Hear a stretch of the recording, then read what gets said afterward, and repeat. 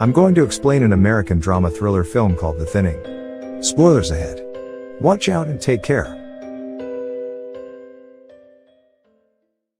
It is 2039, and the Earth has become overpopulated. The human race is on the verge of dying. The United Nations declares that all nations must annually cut their populations by 5%. Following those orders, the United States implements a rule called the thinning. In the thinning, the students must attend a standardized test every year. In the test, whoever fails is executed by injecting them with a drug. The movie starts as Lena Michaels is tutoring a high school kid named Simon. Simon seems to have a hard time solving the equations, so he asks Lena for something. She takes out a box of lenses and hands it to him. As soon as Simon wears them, he is able to solve all the math problems. Elsewhere, we are introduced to Edward Blake Redding, the son of Texas Governor Dean Redding. He sneaks out of his house at night and meets his girlfriend, Ellie Harper, in his car. Blake starts talking about the test they have the next day. Ellie is very nervous about it, but Blake assures her that she will pass. Just then, Blake's father's guard finds them and brings Blake back to Dean's office. Dean is disappointed in Blake for sneaking out the night before such an important test. He thinks that Ellie is a distraction for Blake. The following day, it is the day of the test. Many students lined up outside the school. They have to go through an intense security check before entering. Blake asks Lena for one of her study lenses, but she is out of them. Lena and her friend, Kellen Woods, stand in the line to get inside. One of the students had cheats written in his arms. When he is caught, he tries to run away. The guards capture him. No one has ever been able to escape the exams or cheat on it. Inside the school, Blake and Ellie hug for the last time, before entering the exam hall, and soon, the exam starts. They have 2 hours to complete the test. Everyone starts solving the problems on their tablets. Lena solves all of them without any problem and is the first to complete it. Her friend, Kellen, seems to be struggling. When the exam is over, they immediately get the results. The teacher in the class is calling several names who failed the exam. Students are anxious, hoping this will be over soon. Those who fail are taken by the guards. They cry, resist the guards, and some even try to run away. The guard would beat up those students who resist. Luckily, Lena, Kellen, and Blake pass. However, at the last moment, Blake's girlfriend, Ellie, is called by the teacher, so the guards take her away. He quickly calls his father and asks him to help Ellie. However, his father doesn't agree, saying that the law is the same for everyone.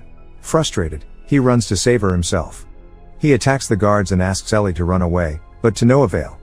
No one would be able to escape. Blake keeps trying to help Ellie, but there is nothing else he could do. It is now a year later, and 24 hours before the thinning test starts. It is Lena's little sister Corinne's very first thinning test. The doorbell rings. It is Lena's teacher, Ms. Birch, who has been taking care of Lena and Corinne like her own children since their mother's death. She tries to calm Lena down, because tomorrow is Corinne's first test and Lena worries about her sister, but she assures them that everything will be fine. Meanwhile, Blake records a video in his room.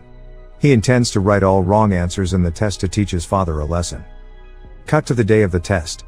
Lena drops Corinne to her kindergarten. In Corinne's class, they are presented with a video animation showing the current state of the Earth, so all nations must annually cut their populations by 5%. Some countries implemented rules like allowing couples to have only one child, while others executed the older generation. In America, however, the government decided to keep only the smartest ones and execute the others.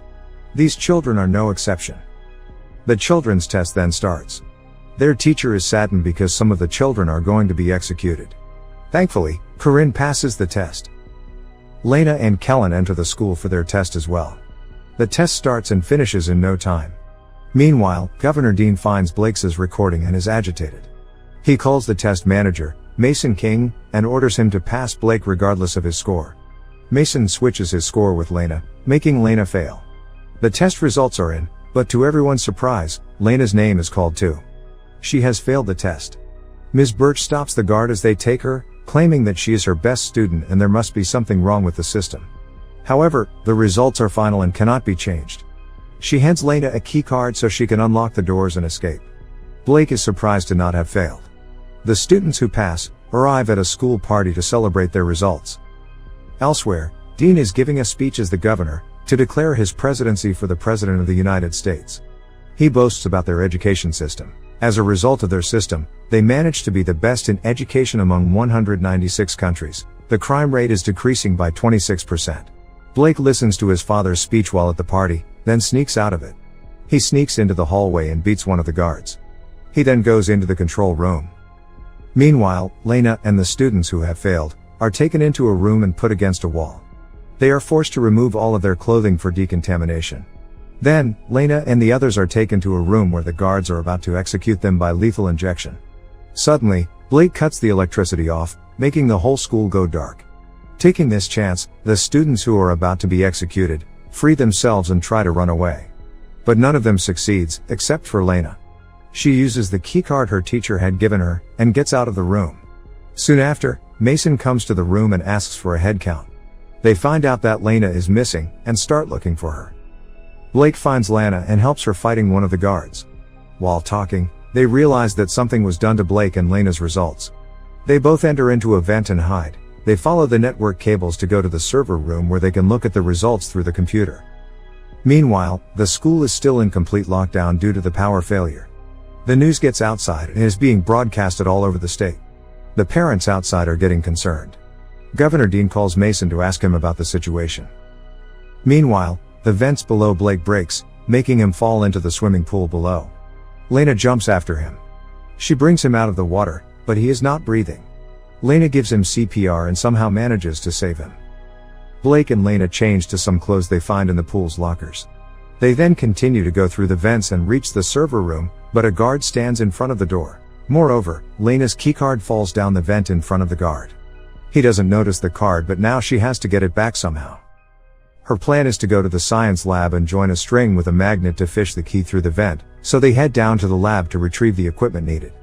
However, in the lab, they make a slight noise causing the guard to approach the lab. They quickly try to escape. Lena manages to get back to the vents, but Blake is stuck hiding in the lab. Lena moves through it to fish the keys. She successfully manages to get it up halfway, when suddenly, a guard catches it. But it turns out that it is Blake disguising as the guard. He had beaten the guard and put his clothes on. Shortly, the guard the two of them had attacked earlier tells Mason about them. He reveals that Lena had a keycard with her. Mason gathers all the teachers together, suspecting that someone has given it to their students. When Ms. Birch is in the room with other teachers, she flirts with another teacher and manages to take his keycard. Mason continues checking the teachers for their keycards and ID cards. Birch saves herself by showing them the card. Since the other teacher doesn't have his, Mason threatens him to tell them where Lena is. However, he insists he doesn't know anything as Mason beats him. Lena finally gets to the server room. She opens the computer using the key card, but Mason has it protected with a password. She then texts Kellen, who is good at hacking, to provide her with the access. After some time, Kellen receives Lena's text. He helps her to get through Mason's computer. Lena then searches for her results and finds out she got 98% but still failed, while Blake got 15% and passed. She does more research and finds out that Ellie too had gotten 88% and failed, while others who had less marks than her passed. Lena realizes that the grading system is rigged, and the governor has been failing whoever he wishes to. Lena sends a file with the rigged grades to Kellen. But soon, the power is back on, and Mason sees that she is in the server room. Lena realizes this and runs out. However, Mason catches her almost immediately. Blake, on the other hand, is still in disguise. He is with the students who have failed. He orders the guard to take them to the recreational hall with the other students. But the guard refuses, so they get into a fight. The guards restrain him and find out his identity. Just then, Kellen receives Lena's message and is surprised to see the rigged results.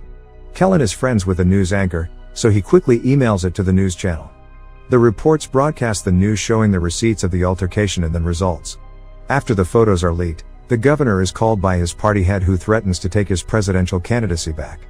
Unwilling to let that happen, Dean Redding throws all the accusations at Mason and pretends that he is innocent. He tries to prove this, so he has no choice but to execute all of those who actually failed, including his own son, Blake. At the school, Mason and the guards take Lena to the thinning room to execute her and the others. Blake is there too. Mason calls Dean to ask him if they should proceed to execute the students. But Dean tells him to stop. He wants the students who have actually failed to be executed, including his own son. The guards free Lena and other students who have actually passed the test. Lena kisses Blake, but the guards take him and the rest who have failed. They execute them by injecting them with a drug. As the lockdown ends, Lena is reunited with her younger sister, Corinne, and Ms. Birch. Cut to a few hours later, we see the bodies of the executed students being taken underground in an elevator. The students start to move, revealing that the drug they were injected to be a sleeping drug. They stop when they reach a factory-like place.